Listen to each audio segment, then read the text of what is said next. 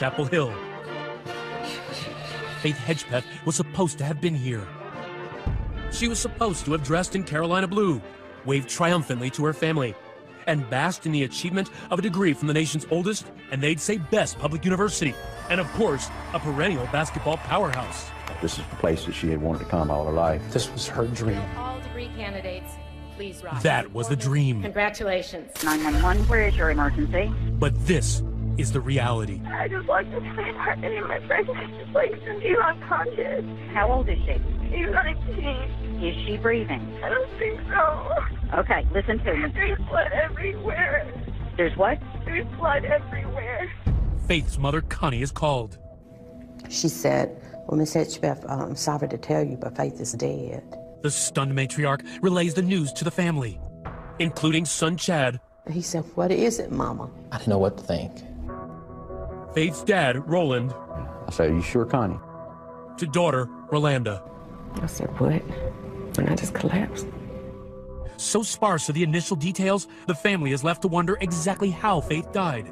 Did she get caught up with the wrong people? Was she just at the wrong place at the wrong time? Did she commit suicide? Breaking news is first at 6. But it isn't long before WTVD, the ABC-owned station in Raleigh-Durham, starts reporting details about the case. Police are treating Hedgepeth's death as a murder and say they don't believe it was a random act. We want to know everything. We want to know why. UNC was supposed to be a beginning for Faith, not the end. She received a scholarship, full tuition all the way through graduate school. That scholarship was the ticket out of her tiny hometown of Hollister, a place filled with good people, but little else. Faith, a Native American, grew up a member of the Halawa-Saponi tribe, a Native people who've called this part of the country home since before there was a country. It's a place Faith promised to return to one day. It meant enough to her to want to come back and help her community after she achieved in life. Absolutely, that was home to her and she wanted to make a difference. The transition was not always smooth. At times, the grades suffered. So adjusting to the class load was a bit difficult for her. So she did struggle academically, but she decided not to give up on Carolina and obtaining a Carolina degree. What was never in doubt was Faith's ability to connect with others on campus. Faith was a very social person. She instantly had connections on campus, and she instantly caught the attention of men on this campus. She just smiled all the time. I know I'm a smiler, but she had me beat. She definitely knew how to kind of make you feel safe, make you feel happy. The band of sisters quickly forms. In her freshman and sophomore years, Una and Patty, roommate Karina, and friend Marisol Rangel become tight with Faith. She had friends everywhere. She would make friends so quick. And there were plenty of other friends to make. Faith Hedgepeth hits the books by day and the social scene by night. She liked to dance. She liked to be in a loud room full of people talking. She enjoyed going out. She's certainly not alone. UNC students know how to throw a party, and at this school, everyone's invited. But Faith maintains her priorities, at times holding down 2 jobs. While waitressing at the Red Robin, Faith posts on Instagram. A customer has added a heart around her name on this bill. Faith mocks her uncanny ability to charm with a caption on Instagram that reads, "I make my guests fall in love." She will be dead 5 days later. When her roommate Karina comes home and makes that emergency call, which will itself become part of the mystery police now want you to help solve. There's blood all over the pillows, like in the comforter. I just can't believe this. How many murders happen here in Chapel Hill? Generally, we average less than 1 a year. Chief of Police Chris Blue doesn't just protect a town, he must protect an image. The university is one of the state's largest employers. When co-eds turn up dead for mysterious reasons, students start worrying about safety. The lack of information has students who did not know Faith on edge. We just want answers and kind of give us a little peace. That's bad for business. The pressure to solve this case is immense. We don't stop. We don't quit. The police focus on the unsentimental business of investigation, and there is no shortage of evidence. We're trying to make some sense of the literally thousands of pieces of information that are coming in and prioritize.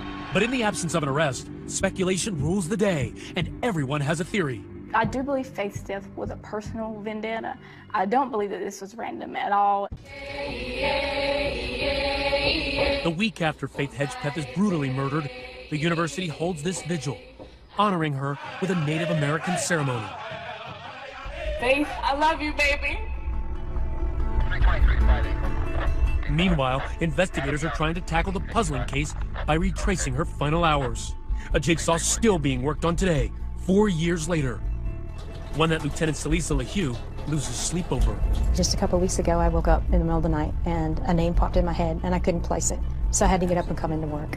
So there isn't a day that goes by that we don't look at Faith's case. For the most part, the Chapel Hill police have played things close to the vest when it's come to releasing information. But tonight, for the first time, they are opening up with brand new evidence, asking your help to advance the case. There may be another piece of information out there that this story will shake loose in somebody's mind. This is the police timeline. The evening begins with Faith and roommate Karina Rosario on campus studying. They went to the student library on campus, which is called Davis Library. Faith steps out and pays a visit to the apartment of a male friend. Faith left for a short time and then came back to the library and picked Karina up, and they went back to their residence at Hawthorne at the View. Hawthorne at the View was the name of an apartment complex. This overhead shows exactly where the two lived. You have to follow the road all the way to the end to find it. They shared the second-floor apartment, number 1502. Did you find any surveillance video from this complex? There was no surveillance from this complex. Inside the apartment for only 30 minutes, the teens are now ready for a night of dancing. Police say they locked the door behind them. About 10 minutes later, they enter the popular Thrill nightclub on Rosemary Street. Thrill is one of the common nightclubs that undergraduate students, particularly those that are younger than 21, can still get into. This security camera footage, never before seen by the public, shows an overhead view as the women walk into the club. That's one of the club's bouncers, escorting them inside. Oh, Thursday is popular college night for, I think, any college town, so of course it would have been super packed. What transpired in the club that night? It's impossible to tell from this camera. But less than 90 minutes later, Karina seems ready to call it a night. Yes, she did indicate that she wasn't feeling well when she left the club. That's Karina walking out first, followed by Faith. They spend a few moments talking to a man outside. By 3 a.m., the women are back at the apartment. What's about to happen next looks like the telltale signs of major guy drama, at least to this guy. There were a lot of men that liked Faith. There were a lot of men that liked some of the other young women in this case. Columnist Tom Gasparoli has been following the case for years. They're very attractive women, and their jealousies and angers and breakups and hookups. Around 3:30 a.m., records obtained by police show that there is activity on Faith's Facebook page. Faith is also texting this man, Brandon Edwards, seen here on his Facebook page. The text, "Hey B, can you come over here please? Karina needs you more than you know. Please let her know you care." So who is this guy? Brandon and Karina used to talk. I don't know if they dated, but they used to talk. Others have likened Brandon as a big brother figure to the women. Police say Karina's phone records show she is calling Brandon Edwards multiple times around the same time Faith is texting him, but there is no response. So Karina reaches out to someone else, UNC soccer star Jordan McCrary. Every day, wake up, train, grind, and do it all again the next day. She texts Jordan, yes, to come and pick her up at Hawthorne at the View. Was Jordan her boyfriend? I would say he was somebody that she had a relationship with.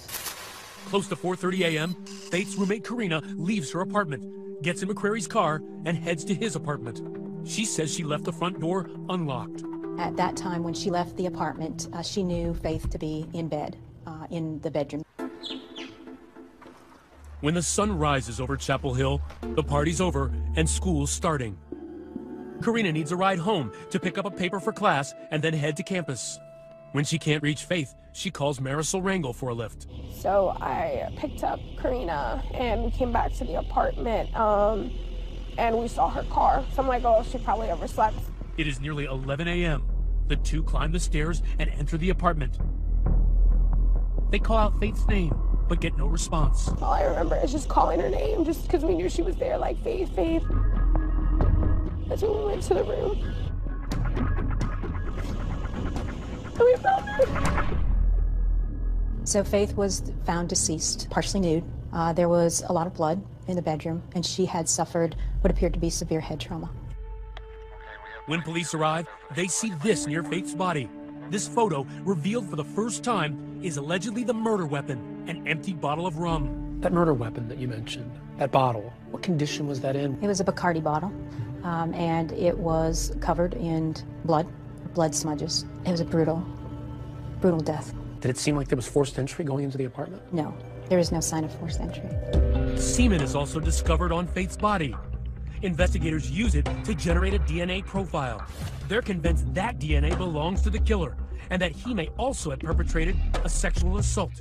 Is it more likely than not that she was raped? Yes. In the search for Faith's killer, that DNA profile will become sort of a glass slipper.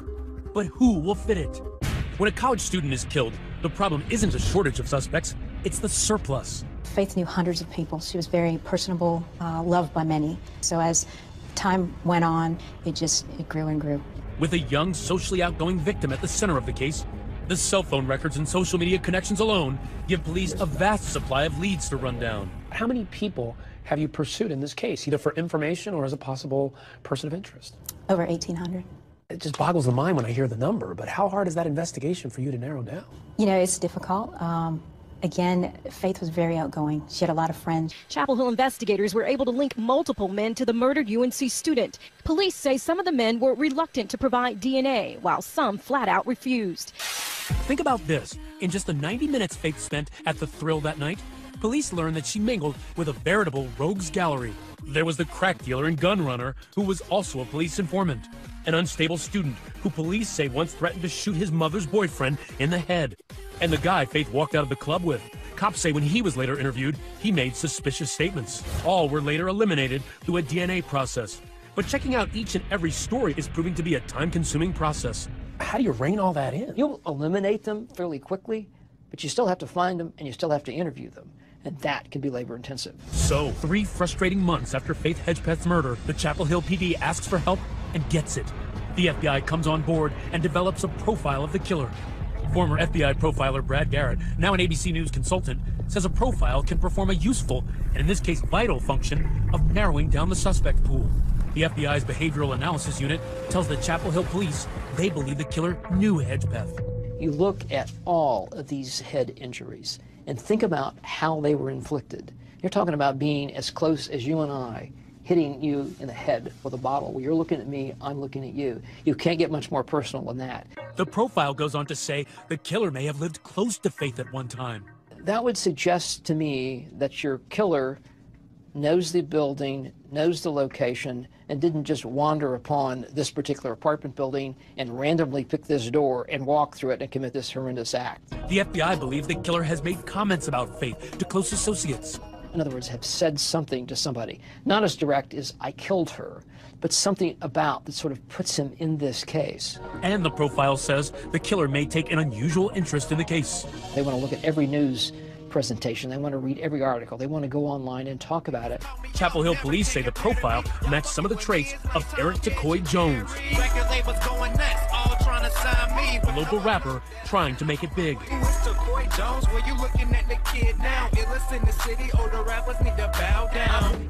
Why is Jones so interesting to investigators? Because he knows both Faith and her roommate Karina. Tacoy Jones is the ex-boyfriend of Karina, and he had previously lived there with Karina.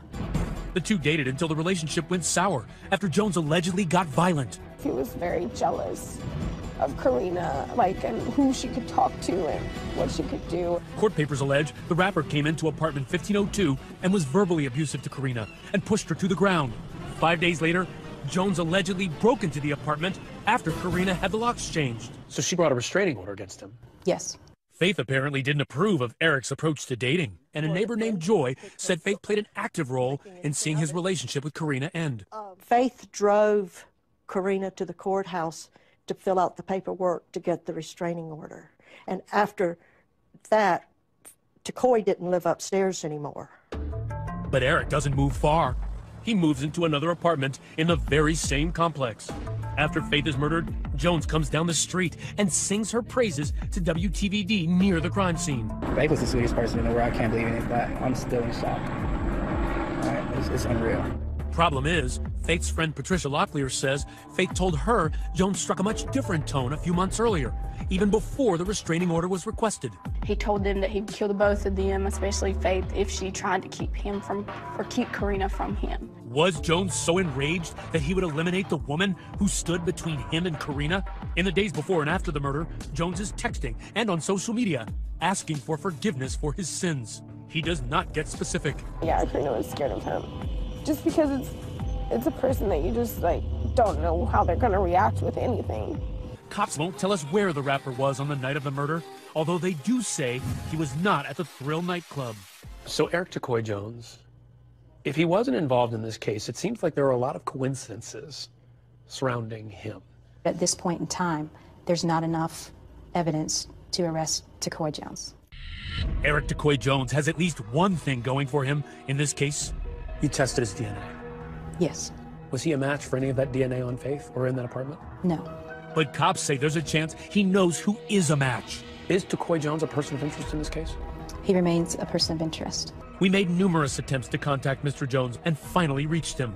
The man who at one time couldn't stop talking about the crime, Whoever did this deserves to burn. now says he'll have no further comment for 2020 or the Chapel Hill police. So far, there have been no answers. All of a sudden, it's the first anniversary of the murder. It doesn't get any easier. It's always on my mind. Roland and the rest of the family attend this flower-filled memorial on campus. I pray that we won't be here next year talking about, the case is not solved. But at this point, in 2013, the family members are the only ones talking. The police have clamped down on any public statements. I can't think of a murder like this of a college student, high profile, in a small town, a college town, where so little key information was talked about or released for so long. Frustrated by the sound of silence, columnist Tom Gasparoli decides to make a little noise of his own. Good to see you. I decided to start a blog and do whatever I could, as provocatively as I could, to get some information or to keep the story out there. Gasparoli attempts to fill in the blanks by focusing on Faith's male acquaintances. Some of the gentlemen around the situation, the guys, college students and otherwise, they didn't want to talk. But the drip of information is about to change. Next, police release a trove of disturbing new evidence, including a note cops say is written by the killer himself. Who leaves a note? Serial killers sometimes leave notes for the authorities. Who was this note for? And who was it written by? Could a butt dial phone call provide a valuable clue? It's just my baby girl's voice. The case that nearly everyone assumed would culminate in a quick arrest is now moving at a glacial speed. Nearly 2 years later, and with at least 2 agencies investigating, there have been no arrests. With each passing day, frustration grows. I know that police officers probably have a lot of different cases, but it's like, when it's someone that close, it's like you want an answer. So 2 years after the murder, pressured by local media, including WTVD, the department releases hundreds of pages of details and evidence in the case, which gives the public its first real glimpse of the crime scene. What was some of the most important evidence that you collected from the bedroom? There was a biscuit bag that was from Time Out restaurant. Time Out is very popular in Chapel Hill, and it's immediately identifiable. Faith had gone out the night before, stopped at Time Out, and brought food back to the apartment. But now, that same bag contains 5 angry words. On the bag was some writing that said, "I'm not stupid, bitch, jealous." What did you make of that? Obviously, big evidentiary value. The note is found on the bed. It is written in pen. Police say both the note and the pen have the killer's DNA on it, so police believe he wrote it. But here's a puzzle. While the room is covered in blood, the note is not. My biggest concern about the note was that there was no visible blood on the bag or anything. Police say the cleanliness of the note suggests the killer's hands, once bloodied after using the bottle as a murder weapon, didn't flee immediately. Instead, he may have taken his time to wash his hands and write that 5-word screed. Adding to the mystery, police can't say for sure who the note was left for. As to the intended target, per se, about the note, there were 2 residents there, and it would make sense the note was left for one of them. I think that Karina knows what happened to Faith. Faith's father, Roland, has long suspected that Karina is the key to the case. 911, where is your emergency? He is among a group of people who find her 911 call questionable. For starters, we know that Karina came to the apartment with Marisol Rengel, yet Marisol is never mentioned or heard on the call. Well, the 911 call was made a little after 11 on Friday morning by her roommate, Ms. Rosario. It sounded as if she were the only person in the apartment. She was not. Columnist Tom Gasparoli also finds it odd Faith's name is never uttered on the 8-minute phone call. The caller was talking about my friend. I just walked into my apartment and my friend just like you unconscious. She never said Faith's name. When you touched her, how did she feel? She's so tall. She never said, "Oh, Faith, oh my God." She's in my bedroom. What happened, Faith?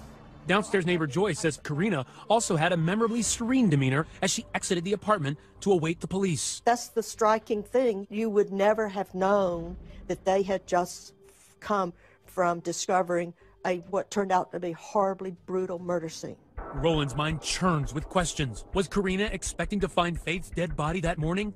Did she know someone was coming to the apartment that night with bad intentions? And fueling his suspicions, another clue that keeps him up at night. You're listening to a voicemail that came from Faith's phone on the night of the murder to her friend Eunice Chavis. It was probably unintentional, the result of an accident we've all made.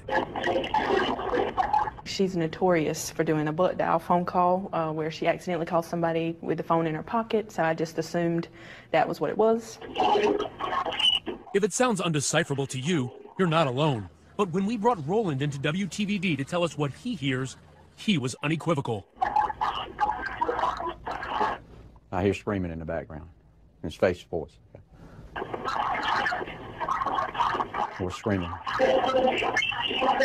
Please. Get off me. Roland's assessment is simple. His daughter is in grave danger. It's just my baby girl's voice, and I know her voice. The distraught dad searching for closure? Maybe. But friends hear Faith too. I do hear her voice, and it does sound like she's yelling, maybe upset, maybe trying to get somebody's attention, but she does make some type of noise. And she's my friend. I knew her for 2 years. I talked to her every single day, so I'm sure that it was her voice at that point. We brought others into the studio for a listen as well. Gasparoli says what he hears sounds like an argument. Well, right there. Possibly the two roommates fighting. And possibly a prelude to murder. Sounds like there's a female who's very angry, very intense, speaking in staccato. Police will say only that the timestamp and the voicemail itself confirm that it was received while Faith and friends were at the Thrill nightclub. Listen to what could be music. There is speaking and or music in the background. You can hear certain pitches of information. 2020 presented the tape to a lab used by the FBI to see if it could be enhanced. They said it could not. The voicemail, Where is your emergency? the 911 call, the testimony of the downstairs neighbor. We tried to get some clarity about this from Karina. So, after numerous attempts to reach her, Karina? Hi, I'm Ryan Smith with ABC News' 2020. we went to talk to her ourselves. I just wanted to know if there was a chance for us to talk to you. We just want to clear the record on the Faith Hedgepeth case and really just kind of get your story out. Is there any way that we can talk to you at some point? We just had no other way to reach you. She did not want to talk to us, but she has been talking with police. A lot. How many times has the Chapel Hill Police Department interviewed her? I would estimate over 10 times. Has she been cooperative? Yes. From that 911 call, do you think that there was something that Karina was hiding? I think that there were questions that resulted from that 911 call that we had to clarify with Karina, and whether or not, you know, she is giving us all of the information that she knows and or truthful information, you know, continues to be under investigation. Karina Rosario. Now, she has never been a suspect. Police have made that clear to us, but she didn't mention Faith's name on the 911 call. Is that a problem? No, and the reason why, when people are in crisis, every one of us do it. We're in a tunnel. So it's entirely possible that Karina is telling everything she knows, and when the killer is finally caught, it may be somebody she never suspected. Exactly. But now the family isn't just waiting for the cops to solve the case. They've turned for help to some private investigators who are about to come up with their own theory about someone who they feel has handwriting resembling the letters on that note. Hunter Glass has a more direct approach to criminal investigations. Hot damn bama lamb. Acquire target. Always gotta have something fun to shoot at. Eliminate target. This Army airborne vet and ex-cop, now a private investigator, has been working Faith's case on and off pro bono for the past 2 years. We're going to do it. We're going to get the guys or the people involved in this, I promise you. From the beginning, Hunter has theorized that the murder stemmed from an argument between Faith and Karina, possibly over dating or relationships. Do you think what happened to Faith may have started at this club? I believe that it actually started before this club. I just think that Faith found out about it at the club. Hunter also thinks the infamous butt dial call from the club is evidence of a heated dispute, even though, again, police say it's unintelligible. It's like, help me. It's like almost a scream, help me. What's the accelerant that happened in that club that led to Faith's death? Well, it's written on the letter. Jealousy. I believe that we may have an angry person who was very jealous of Faith. But here's the trouble with the theory. It means the murderer was probably a man intimately connected to Faith or Karina. And by now, practically every man connected to them at all has been swabbed and eliminated by police. Eliminated is a tough word. They weren't a match. It doesn't mean that somebody doesn't have further knowledge or somebody isn't involved in Faith's death. It's really the central contradiction of the whole case. Despite all the indications the killer was inside Faith's social circle, the DNA says the killer has to come from somewhere outside, someone with at least 1 degree of separation. To find him, Hunter brings in fellow investigator David Marshburn. What's the game plan? Game plan is I know you can't, there's nobody who can hide from you. So we gotta go find some people. The duo door knock until their knuckles are raw. And as they pour through case documents, they turn their focus onto one of Karina's old friends, Brandon Edwards. She was involved with Brandon at one point. Remember, Edwards was Karina's friend, who Faith texted that night, telling him to come over. I want to find out where he's working. He's doing a background on it. Edwards had been swabbed and eliminated as the killer. But Marshburn learns that at one time, he lived with an ex-con with a violent past. Someone who police have not tested yet. We looked up his criminal record. He has got assault on a female after assault on a female after assault on a female. The PIs head to that apartment the two men shared. They get the lease application completed by that roommate and notice what they say are handwriting similarities between the writing on the application and the writing on the murderer's note. You can see the N, you can see the L. All these things point to the same direction and the way the writing is on the bag. Marshburn's no expert, but Durwood Matheny is. Something that stands out right now is the E. It looked like a C with a line through it. I will be looking to see if I can find that kind of E. With a trained eye and decades of experience as a forensic document examiner, Matheny agreed to take a look at the writing sample at Marshburn's request. Him just committing a murder and writing this note, does that make a difference in his handwriting versus him being calm or nervous? It could, yes. And also, the surface that he writes on, if he was writing on a counter or against the wall or on his leg, this can change handwriting. Just observing, am I on the right path, maybe? From what I've seen, I do see some similarities. Matheny's preliminary exam sees enough similarities to warrant further study of other samples from the same guy. Marshburn turns over his findings to the Chapel Hill Police Department. And even though there's no clear connection between this man and Faith, tonight, police are looking to get a DNA sample from him to match against the killer's profile. He could be a suspect in this case. I don't know. All I'm suggesting is I wouldn't hang my hat on this handwriting situation based on the limited sampling that you have. But the police are pursuing their own lead, generated by something so high-tech, it makes CSI look like Sesame Street. DNA taken from the semen at the crime scene and sent to Parabon Nano Labs in Virginia to come up with a composite of the killer. What Snapshot is doing is treating the DNA like a blueprint, because in that genetic code is the information for how to build that person. It's called phenotyping, the science of predicting physical appearance through DNA. Snapshot predicts eye color, hair color, skin color, freckling, face morphology, and ancestry. So is this person very fair, fair? Each trait prediction comes with a measure of confidence. In this case, all are fairly high. This person has dark olive or light olive skin, brown or hazel eyes, most likely has black hair. Most likely this person has 0 freckles, but we can't exclude that they have a few. We typically see this profile in Latino individuals. The snapshot is not your typical police sketch. The 3D image looks real. They've been used in dozens of police investigations around the country. Now look closely. Tonight, 2020 is revealing for the first time the image that the lab and the police say could be the face of a killer. We can be very confident that this is not a white person, this is not a person of African descent, and this is a person who is very strongly Latino. Do you recognize this man? And critically, do any of Faith's friends? It's been nearly 4 years now since UNC student Faith Hedgepeth was murdered, and her killer has still not been found. We've just revealed to you this remarkable facial composite generated from the DNA of Faith Hedgepeth's murderer. Tonight, the question, will it make a difference? Will someone watching tonight who knows this man and the truth finally decide to speak up? Everybody out there has a conscience, and someday somebody's going to say something that leads us to that one bit of information that we need. We showed the picture to Faith's friend, Marisol Rangel. That doesn't even look like anyone I know.